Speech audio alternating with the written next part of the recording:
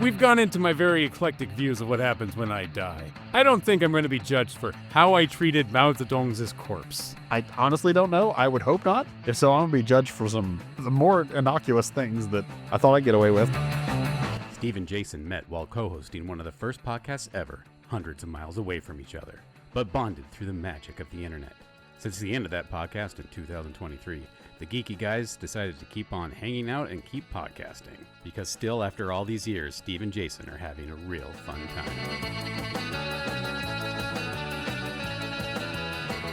So here's a story I'm almost certain Steve will enjoy, because the story about me wanting to be not over-prepared, but just me wanting to move on with something, but in the process, missing out on something that sounded just epic. So, You flew too close to the sun? I mean, in a way, you'll see. So we're at my son's second grade musical performance. Every year, the second grade put on a performance, and they do, 6 or 7 songs, all with a theme, and it's all sweet. And by the second or third song, at least 80% of the children are so checked out, you wonder if they're still mentally there.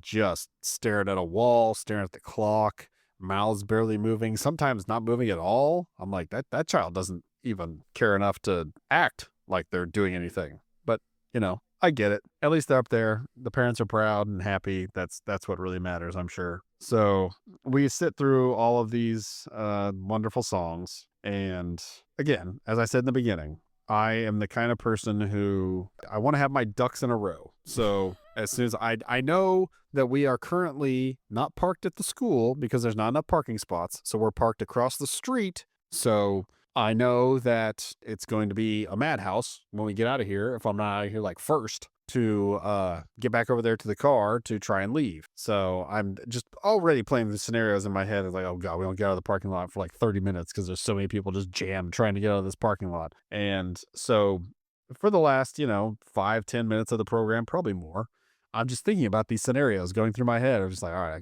as soon as they end, I can get out of here and I can grab my wife and let's go. We got to get going. So I'm going over all that, trying to enjoy the show at the same time. That's not happening. We get to the closing moments and they did their little bow. So sweet to see little second graders bow. They barely even know what it is, but they bow. And the music teacher is thanking us for coming and telling the kids, what they're going to do to get off the risers, because that's going to be a whole thing that they, start trampling one another half to death. So she's talking about all that stuff. I'm gathering my things. I've got my bag, I've got an umbrella and something else to grab. So I'm getting that. So as soon as she says, you can go, boom, we're out the door. And as I'm looking down to gather up things, my wife sitting right next to me just starts going, oh no. And I say, what I miss? I look up and near my son, not in front of my son necessarily, but to the side and near my son, there's a section that's just missing. Kids are just not there. And my thought is, oh no, the worst happened. Somebody locked their knees, got too nervous, and they passed out and took out some other kids. And so I'm looking around, I don't see any kids. What happened? What happened? She goes, oh, a little boy, he just threw up all over the other kids. And I was like, where? I don't see what, huh? What? And sure enough, I then pan my view down and they're already coming off the stage. But I don't want to describe it like this because I've seen them on the news and I don't want to think of that. But I mean, it looks like what you think kids look like at a school shooting that's just happened, and they're helping the kids off the campus and everything. These kids are just covered in vomit, shaking. It's like, oh, and I'm like, oh my. And I mean, this kid, I didn't get to see it myself because of my dumbass trying to get out of there, get the best line to exiting, worried about that.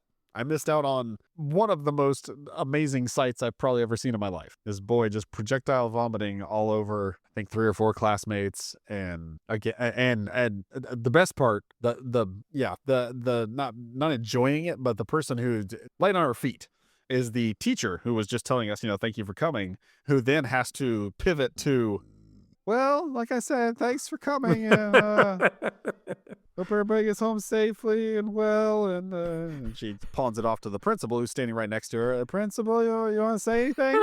She says, be well and get home safe. Why are you still talking at this point? Once a kid has barfed on other children, the show's over. You don't need to vamp when someone pukes.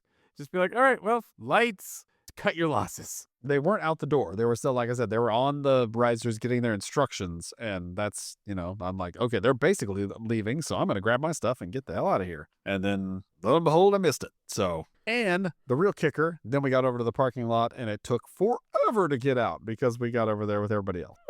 Which wasn't because of the kid puking. It was because they wouldn't let the parents leave until the kids were gone because the kids need to clog up the hallway to get back to their classes and everything. So they said, the parents, please stay seated. And I, being the, dumb rule follower, was like, okay, well, we need to stay in here until the kids are gone so we don't gum up the works. And then parents just start flowing out. And I told my wife, I was like, they said to wait, didn't they? She's like, yeah. I'm like, okay, well, these people are doing the wrong thing. And she starts shoving me. And she's like, well, you go do the wrong thing too. I can't. I don't know how. I mean, I know how. I just don't want to. I don't think you know how. You should also give those parents that left the benefit of the doubt. What if they were all the parents of the barfer? That barfer committed a core memory for everyone in that school. We were talking about high school reunions later. This is what people are going to talk about. Oh, hey, Jeffrey, I remember when you barfed on Jill. That was amazing. And then Teddy's going to be like, I got the splashback. It wasn't amazing. I acted like I got school shotted. I've never, outside of children, I've never been barfed on. Definitely had barf near. And, but like I said, outside of the kids when they were younger, that comes with the territory. Well, neither of these kids, because I never, it's a kid, so. I mean, yeah, but I mean, like, okay, my own child who I am holding and comforting. How about that? Okay. That's different. Also, you're an adult. You can handle it better. Like, I feel like as an adult, I don't want to get barfed on, but if I did, I can process it as an individual. I do not know that I could do that when I was 7. I mean, no, I was telling my wife and other people, later on in the week, I'm of the belief that they should have taken all those kids, the puker and the puked on, and said, you go home, you get cleaned up, whatever that needs to be, whatever you need to do. If you're feeling ill from that, then, take care of that. But give them their tablets, give them a nice warm blanket, and just let them veg the rest of the day. That is how you hopefully try and claw back the trauma from this. Or you lean into it. We need more good trauma in the world. Okay, so first off, kid that got barfed on, that's now his superpower. Like, oh yeah, you're like in Invincible, like the first time you rage out and you accidentally throw the garbage into space. Well, you accidentally barfed on kids. That's fine, but you're learning. Now you got it, okay? Now you understand that there will come a day when you need to barf on somebody to save the world, and you can do that. And then these other kids, they need to be trained to be villains and kill this kid before he gets the chance to become a superhero, because, that's how it works. We've got how many kids got barfed on? Not counting splashback. I got another thing for splashbackers. Like, how many got? I honestly don't know. I mean, the ones that cleared out, it seemed like 6 or 7. That's a lot of barf. I've been known to tell some tall tales on this podcast, but 6 or 7 direct. I hate that sequence of numbers as much as the next person, but that's what I saw. You saw nothing. You were checking your sight lines. No. When I look back up, that's the number of kids that were missing from the section that I then saw. I did see that. But if you were almost barfed on or splashback, you would also evacuate. I mean, yeah, that's protocol. It is protocol. Yeah, I'm just saying, you don't get to become a supervillain because your parents were almost killed in a dark alley. Almost doesn't count. I mean, no, they're not all going to be supervillains. No. Yeah. So anyway, I'm just trying to figure out how many kids I can turn against this one kid. That's horrible. And I assumed you would make me out to be the bad guy, not thinking you would try and turn on the children against this poor boy who vomited. Yes, I understand that. I'm trying to say the kids got barfed on and they don't deserve that. They don't deserve it. But, I can't go back in time and make the barf not happen. I can go forward in time and make a decent comic book out of this. Okay, if that's the way you want to play it. I was just trying to think of instances where, that anything like that happened to me. And again, I can't come up with anything. Yeah, just the kids. And like you said, once they're there, your kids, unless you have a significant problem with puke and barf and all that, then, you do it. You just go through it because you have to. there was a time when my son was 5 and my daughter was 1, and she just worshipped the ground he walked on. She thought he was the best person on the planet, loved him more than me or my wife, just thought he was amazing. And one day he was feeling real sick, and she went up to comfort him and kind of put her hand on his leg as he was sitting on my wife's lap, and he just barfed all over her. Like, just gave her both barrels. Real exorcist level expulsion. And I could see at that young age, innocence dying in my daughter's eyes as she realized that sometimes your heroes puke on you. That's you said she was 1? Yeah, maybe 2. That's too young to. That's too young to lose your innocence. It I was gonna is. say that should happen at some point, but not at 1 or 2. That's rough. It is. It is a But- real shame, and she's been bitter and heartless ever since. I think she killed a dude. No, she's great, and we love her. But yeah, bad things happen when you barf on kids too young. I always thought I'd be terrible with dealing with it because I didn't like my own vomit so much. But then, again, when I first had to deal with it with my kids, I was just like, hearing about it, you think like, the kid poops on you. It's like, well, then I'm done. Like I can't go back to that child, and I probably can't go back to that house. So sorry, that was it. But then it happens, and it's just like, oh, all right. Like, it's just so quickly resolved. Like, oh, this is on me, literally and figuratively. It talks about this in the Bible. You have your baptism by water, your baptism by fire, and your baptism by vomit. And then you become a man. Okay, what verse? Genesis 37b. 2, 4, 6, 9er. Because I must claim that I'm the one who knows the Bible and Futurama better than Jason, I know Genesis doesn't talk about baptism. You do indeed know Futurama better. Yes. I didn't get that as a reference. It was from an old episode. If it was from an old one, then I might know it. Because I definitely watched, I think, the first season of Futurama. No, but I didn't see anything after An that, old really. episode of Us. Oh, that's even better. Great. So now you're more well-versed in Futurama and memory. Futurama, the Bible, and the collective works of Steve and Jason. That's all right. You know more about Lost. That's your thing. I used to. I feel like I haven't seen it in so long that somebody would probably bring up something like pivotal, and I'd be like, I don't remember that. I'm just saying you know more than me, not more than anyone else. You could be the second worst Okay. in the world at it, but I know nothing. So I would hope not, but also who cares? But also, no, I hope not. I don't know. I put enough time into that damn show. I better know something about it. I had to recall the numbers the other day for something, and I was just like, I got extra numbers. I added some extra numbers in there for some reason. I was like, wait, there's 6. Why do I have 8?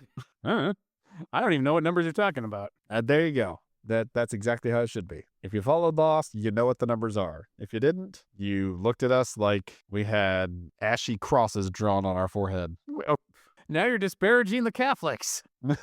No, I was one of them. I'm not Catholic. I did it. I guess that's true. It's not just I a had the Catholic smudge. thing. Other denominations. No, that's not anymore. No, it used to be. Now people have co-opted it. Well, I mean, and now everything it's used to be Catholic because they were the only ones. the ones who cared enough. Now it's like, wait. I care. Put the smudge on my forehead. Actually, no. I fidget too much. Put it on my hand. Isn't that worse than you trying to smear it all over stuff? Now the back of your hand, not your palm. I rub the back of my hand on all kinds of things. Then put it on your forehead. Or I didn't know you could personalize it this much when it came to religious ceremonies. That feels like, leave my foreskin. Just cut off give me a good manicure on my pinky. Give me electrolysis right here. We'll call that my covenant. I don't know enough about the practice and like where it comes from. I'm guessing it doesn't come from any holy deity saying, now put the sign of my son on your forehead and make it as good as you can. No, that sucks. That sucks. Go What are wash you it up doing? and That's do it not a again. cross. You're a priest. This is literally all you look at. Everything you do own this has a all cross. day. Do it on the frickin' forehead. Come on. I just love. This is totally a field of what I started with, but we did that service. We did an Ash Wednesday service, and then we actually go back and have our choir rehearsal. So I'm looking around a bunch of other people that just have random smudges on their faces. I'm just like, man, they did not care about making that look like a cross, did they? So when I went to Mao Zedong's tomb in China, there was this big, huge line of people trying to lay flowers at his feet because he's still in an open casket. It's kind of weird. At least he was 20 years ago. They may have updated. But I got there and like I didn't know what to do, and like everyone was kind of looking at me because I'm the only white person for 100 miles. So I just kind of like did the sign of the cross.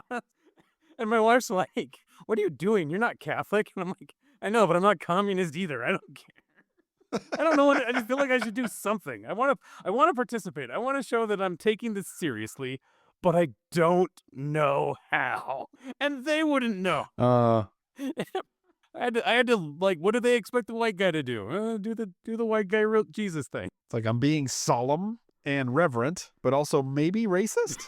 I apologize, but this is all I know. I don't know. It's salute. Does he take a salute? No, not the salute. No salute. Another cross, just for good measure.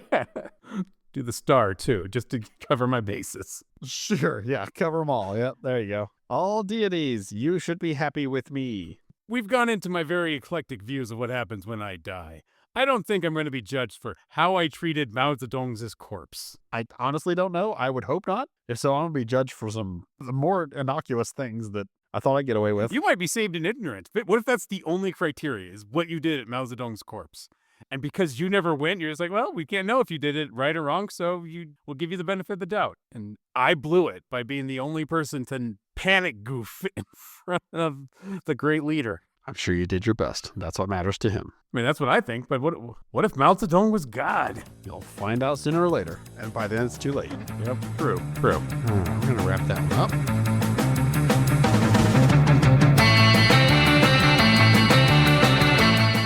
Thank you for joining us for this episode of Steve and Jason Are Having a Real Fun Time.